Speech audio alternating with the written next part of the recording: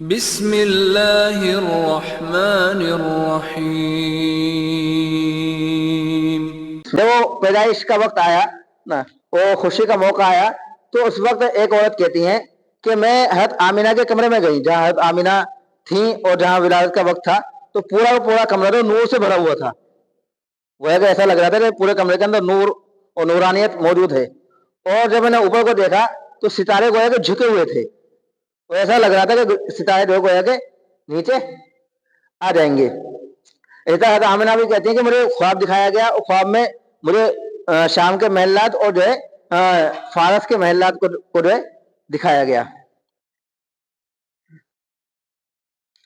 اسی طرح یہودی ایک عالم ہے، انہوں نے لکھا ہے کہ اللہ کے جو آخری نبی ہیں ان کی نشانیاں ہماری کتابوں کے اندر، یعنی توریت میں یا اس طرح کے جو صحیفوں کے اندر جو لکھی ہے، اس کی نشانی یہ لکھی ہے کہ آخری نبی جو آئیں گے وہ مکہ کے اندر پیدا ہوں گے، مدینے کے اندر ہجرت کریں گے، اور ان کی حکومت جو ہے ملک شام تک ہوگی۔ یہ تین نشانیاں جو ہے ان کی کتابوں کے اندر بتائی گئی۔ انہیں بتلایا نا کہ یہودیوں کو جو ہے بہت ساری نشانیاں معلوم تھی، جس کی بنا پر اللہ کے رسول کو اچھی طرح جانتے تھے۔ الذین یعرفون کما یعرفون ابناءہم، کہ بیٹے کی طرح جو ہے پہچانا کرتے تھے۔ تو اسی طرح مکہ کے اندر اللہ کے رسول پیدا ہوئے، مدینے کے اندر ہجرت کری، اور جو ہے کیونکہ تبوک کا علاقہ تک تقریباً اللہ کے رسول فتح کر چکے، اور تبوک جو ہے وہ ملک شام کا حصہ ہے۔ جب تبوک کا واقعہ آئے گا انشاءاللہ اس وقت بتلائیں گے۔ تو اس لیے شام تک بھی جو ہے اللہ کے رسول کی خود حکومت پہنچ چکی تھی۔ اس کے بعد جو ہے پھر صحابہ کرام نے خود اس کو فتح کیا، تو عمر رضی اللہ عنہ کے وقت میں پورا کا پورا ملک شام جو ہے، اور یمن اور دوسرے علاقے فارس وغیرہ سب فتح ہو گئے۔ اور پیدائش کے دن، جس دن پیدائش ہوئی نا، کسرا جو بادشاہ تھا، فارس کا بادشاہ جو تھا، کسرا کے محل میں ایک زلزلہ آیا، بڑا زبردست زلزلہ آیا، جس سے کسرا بادشاہ تھا وہ بھی جو ہے گھبرا گیا۔ اور اسی دن جو ان کا ایک آتش کدہ تھا، کیونکہ ایران جو تھا وہ مجوسی لوگ تھے، وہاں پر مجوسی لوگ کہتے ہیں جو آگ کی پرستش کرتے ہیں، آگ کو پوجتے ہیں۔ ملک شام اس وقت جو ہے وہ عیسائیوں کے قبضے میں تھا، عیسائی وہاں رہا کرتے تھے، اس کو بتلایا کچھ دن پہلے آئی تھی یہ بات۔ اور جو ملک شام تھا اس وقت جو ہے جب اللہ کے رسول پیدا ہوئے، اس وقت وہاں پر مجوسی لوگ موجود تھے۔ مجوسی کہتے ہیں جو آگ کو پوجتے ہیں اور آگ کی پوجا کرتے ہیں۔ ایک جو ہے ان کا عبادت خانہ تھا، جہاں ہزاروں سال سے آگ جلتی آ رہی تھی۔ کسی نہ کسی کوئی معجزہ یا کوئی اس طرح کرامت سے ہوتی ہے، جبھی تو آدمی اس کو اپنا معبود مانتا ہے نا۔ تو ایک آگ جو ہے ان کے عبادت خانے کے اندر ہزاروں سال سے جلتی ہوئی آ رہی تھی، وہ آگ بھی اس دن کیا ہو گئی، بجھ گئی۔ اور ایک وہاں پر جو ہے دریا تھا، دریا ساوا، وہ بھی سوکھ گیا۔ یہ تین نشانیاں خاص طور جو وہاں پر ہوئی۔ جب کسرا صبح کو اٹھا تو اس نے پوچھا، بھائی اس نے کہا گھبراہٹ کے اندر کہ کیا ہوا، بڑا زبردست زلزلہ آیا تھا، اس کی کیا وجہ؟ اپنے جو ہے لوگوں کو بلایا، بلانے کے بعد لوگوں نے کہا وہاں جو ہمارے مندر تھا یا جو ہمارے جو ہے عبادت خانہ تھا، وہاں پہ آگ جل رہی تھی جو ہزاروں سال سے، وہ بھی بجھ گئی۔ اور جو دریا تھا وہ بھی ایک دم سوکھ گیا۔ انہوں نے کہا کچھ نہ کچھ جو ہے بڑا ہونے والا ہے۔ اس کا انہوں نے جو ہے اس کی تحقیق کری، جو اس وقت ان کے علماء تھے، تو معلوم چلا کوئی نہ کوئی جو ہے اس طرح کے نبی وغیرہ آنے والے، ان کو اس وقت جو ہے یہ گویا کہ یہ بھی ارہاس اس وقت پیش آئے، یہ واقعات بھی اس وقت پیش آئے، اور بھی آئے لیکن مختصر طور پر اتنا ہی جو ہے بیان کرتے ہیں۔ تو یہ اصحاب فیل کے 40 یا 50 دن کے بعد آپ صلی اللہ علیہ وسلم کی پیدائش ہوئی۔ 9 ربیع الاول، اپریل کا مہینہ تھا، 571 عیسوی کے اندر جناب محمد مصطفیٰ صلی اللہ علیہ وسلم جو ہے دنیا کے اندر صبح صادق کے وقت تشریف لائے۔ حالانکہ تاریخ اور بھی ہیں، 9 تاریخ بھی ہے، 8 تاریخ بھی ہے، 12 تاریخ بھی ہے۔ آپ نے سنے 12، بلکہ بہت سارے لوگ جو ہے 12 ربیع الاول اس لیے مناتے ہیں، 12 یعنی عید میلاد النبی اس کا نام رکھ دیا۔ حالانکہ 12 تاریخ میں علماء نے بہت کمزور قول لکھا ہے، زیادہ صحیح قول جو ہے 9 ربیع الاول کا، اللہ کے رسول کی پیدائش کا۔ حالانکہ جو لوگ مناتے ہیں ان کے بڑے علماء نے بھی جو ہے 12 تاریخ لکھی نہیں ہے، بس کہے بات چل گئی اور چلتی اتنی طول پکڑ گئی، تو اب لوگوں نے 12 تاریخ ہی کہنی شروع کر دی۔ اور بلکہ اب تو سرکاری طور پر بھی ڈکلیئر ہو گیا کہ 12 تاریخ میں جو ہے عید میلاد النبی منایا جاتا ہے سرکاری طور پر ہی، بلکہ بعض جگہ جو ہے چھٹیاں بھی رہتی ہیں، الگ چیز ہے۔ لیکن صحیح تاریخ جو ہے 8 یا 9 ہے، ہم نے 9 لکھی ہے یہاں پر بس خالی۔ تو 9 ربیع الاول کو اللہ کے رسول صلی اللہ علیہ وسلم دنیا کے اندر تشریف لائے۔ اپریل کا مہینہ تھا، 571 عیسوی تھی، کوئی ہجری شروع نہیں ہوئی، تو اس لیے ہجری کا اس وقت کوئی موقع نہیں ہے۔ اور صبح کا وقت تھا، صبح صادق کا وقت صبح صبح کا وقت تھا.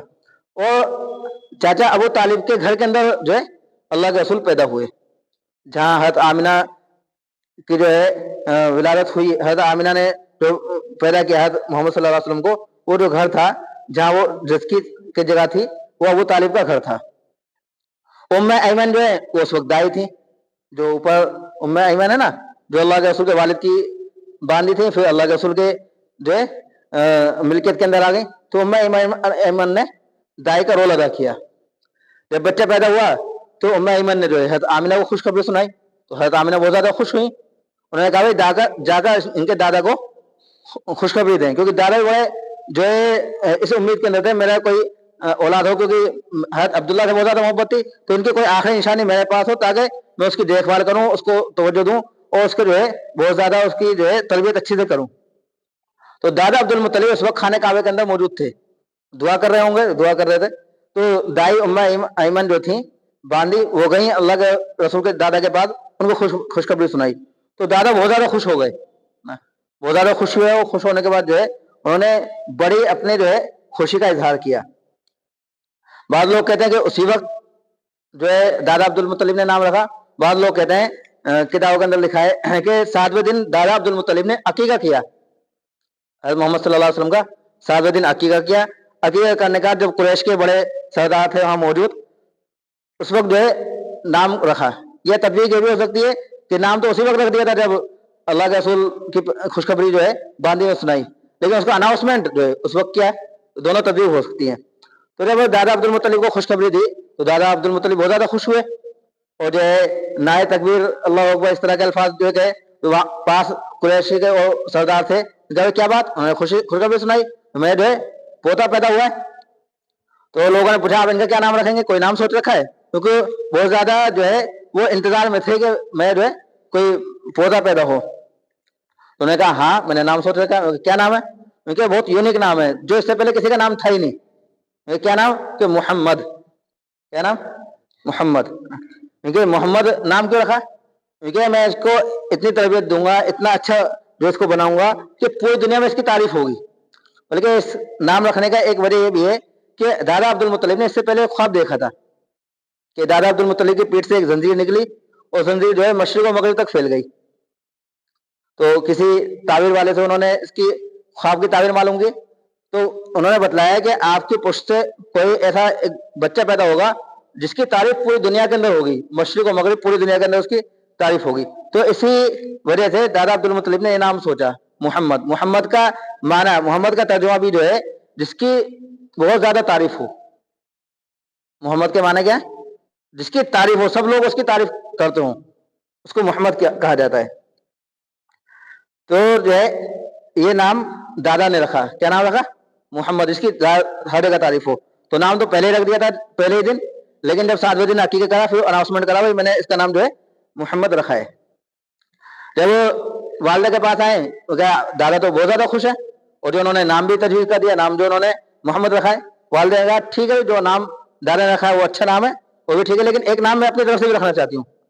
کیا رکھنا چاہتی ہیں؟ میں اس کا نام رکھنا چاہتی ہوں احمد. کیا رکھنا چاہتی ہیں؟ احمد. احمد کا ترجمہ ہے سب سے زیادہ تعریف کرنے والا.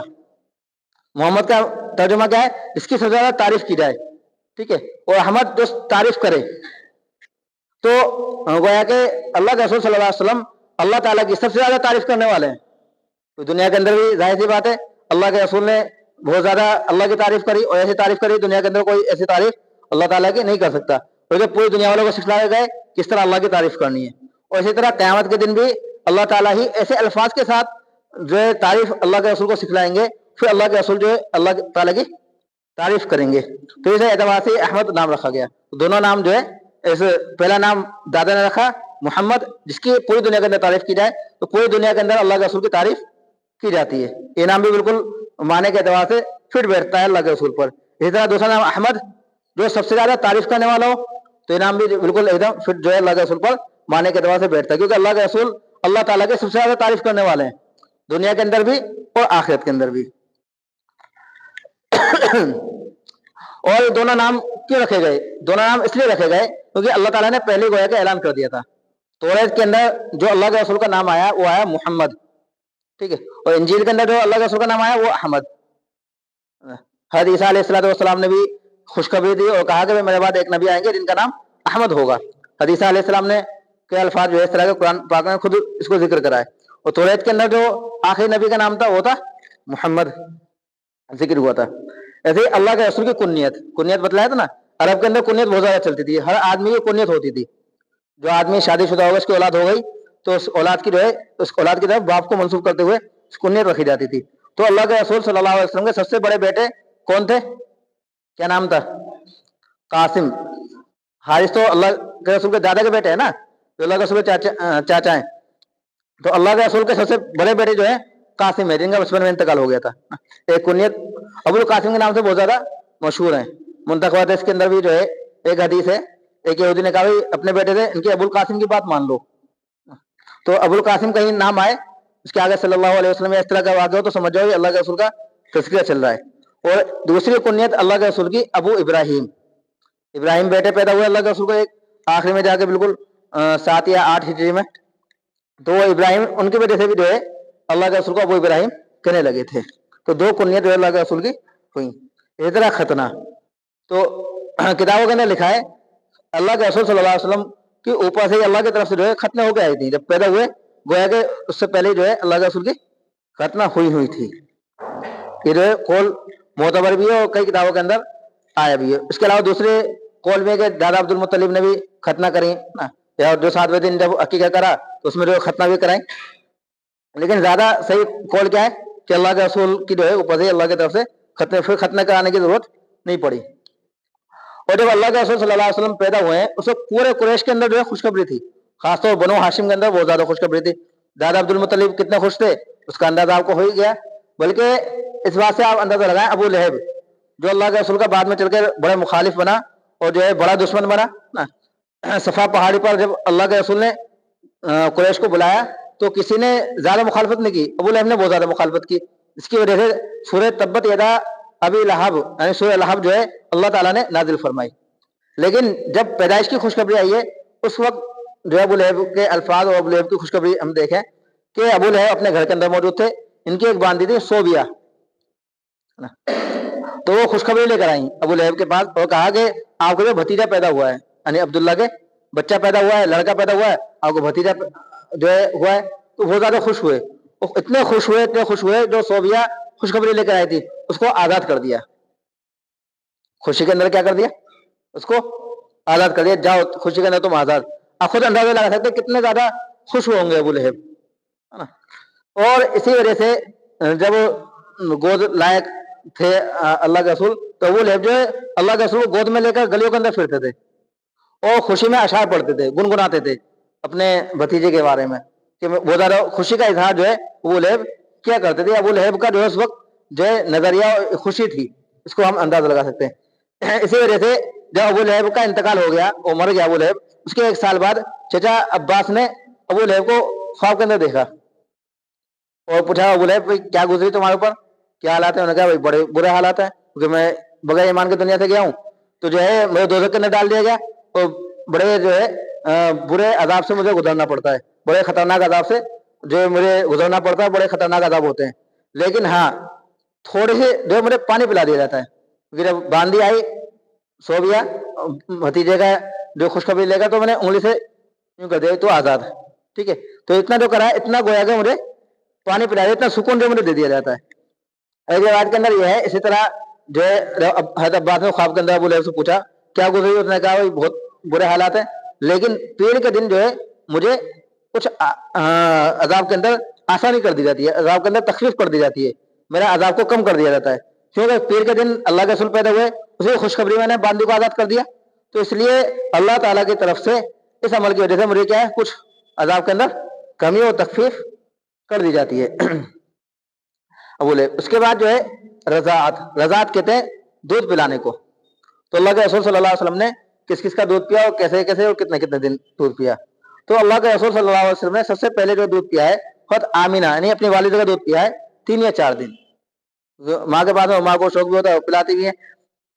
تو سب سے پہلے جو دودھ پلایا ہے وہ آمینہ نے پلایا اللہ کے رسول کو 3 یا 4 دن جو ہے آمینہ نے دودھ پلایا.